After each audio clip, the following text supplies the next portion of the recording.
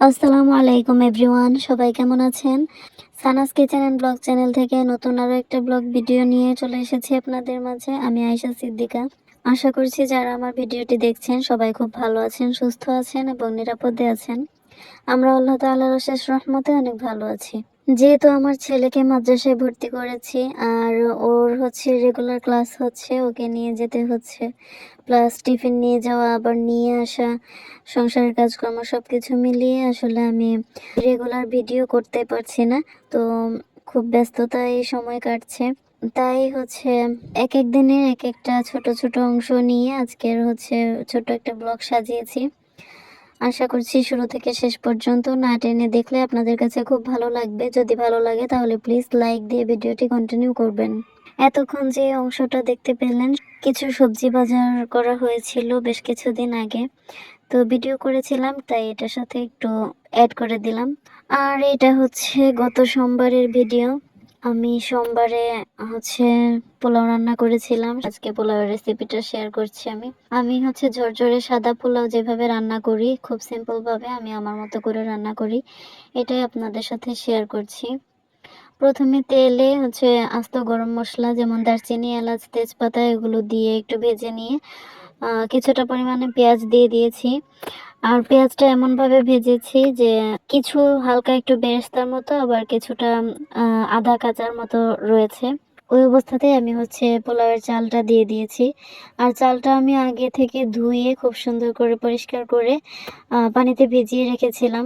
তারপর পানি ঝরিয়ে দিয়ে দিয়েছি। চালটা আমি একটু হালকা করে ভেজে হাফ চা চামচ করে আদা রসুন বাটা দিয়েছি। আর আদা রসুন বাটাটা আমার মতো আর কে কে পোলাওয়ের মধ্যে ইউজ করেন কমেন্টের মাধ্যমে জানাতে পারেন। আমার কাছে খুব ভালো লাগে, এই জন্য আমি ইউজ করি। এরপর মিডিয়াম থেকে লো হিটে অনেকটা সময় নিয়ে খুব ভালোভাবে ভেজে নিব। তবে খুব বেশি ভাজা যাবে না, মানে চালের রংটা যেন চেঞ্জ না হয়, সাদা থাকে আর ঝরঝরা হয়ে যায়। তো চালগুলো যে পর্যায়ে ঝরঝরা হয়ে যাবে সে পর্যায়ে আমি পানি দিয়ে দিলাম। আজকে ঘটনাক্রমে আমাদের বাসায় কারেন্ট নেই, যার জন্য আমি পানিটা গরম করতে পারিনি। নর্মালি আমি পোলাও রান্নাতে ফুটন্ত গরম পানি ইউজ করি, পোলাও বা বিরিয়ানি। আজকে আমি ওয়াটার হিটারে পরিমাণ মতো পানি দিয়েছি, মানে যতটুকু চাল নিয়েছি তার ডাবল পানি দিয়েছি গরম করার জন্য। কিছুক্ষণ পরে কারেন্টটা চলে যায়, যার জন্য আমি পানিটা আর গরম করতে পারিনি, ঠান্ডা পানি দিয়েছি। তো যাই হোক, এই তো আমার পোলাও হয়ে গেছে আলহামদুলিল্লাহ। খুব সুন্দর সাদা ঝরঝরা হয়েছে। আমার এই রেসিপিটা কিন্তু একদম নতুনদের জন্য, কারণ আমি খুব পাকা রাঁধুনি না। তো নিজে যা রান্না করি, যেভাবে রান্না করি সেভাবেই শেয়ার করি আপনাদের সাথে। আমার চেয়ে অনেক ভালো ভালো রাঁধুনি আছেন, অনেক আন্টিরা আপুরা খুব ভালো রান্না করেন। তো তারা প্লিজ ভুল হলে ক্ষমা সুন্দর দৃষ্টিতে দেখবেন। তো যারা একদম নতুন সংসার শুরু করছে বা করবে তাদের জন্যই আমি ছোটখাটো রেসিপি কিছু শেয়ার করি। এই যে আজকে দুপুরের খাবার রেডি করে নিয়েছি আমি।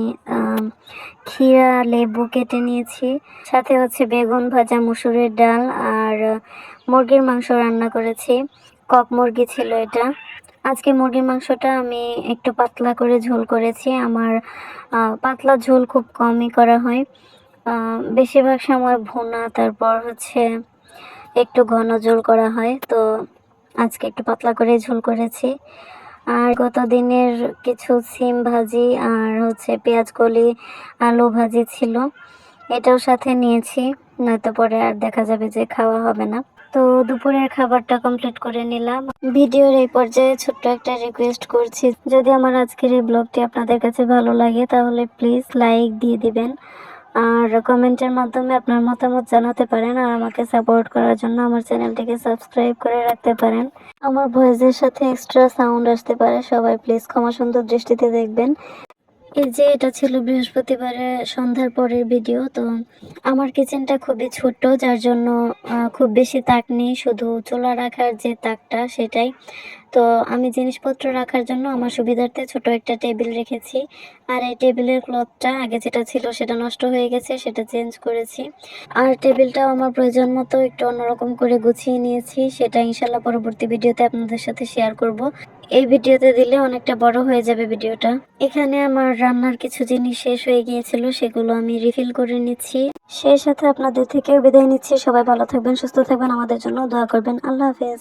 আসসালামু আলাইকুম।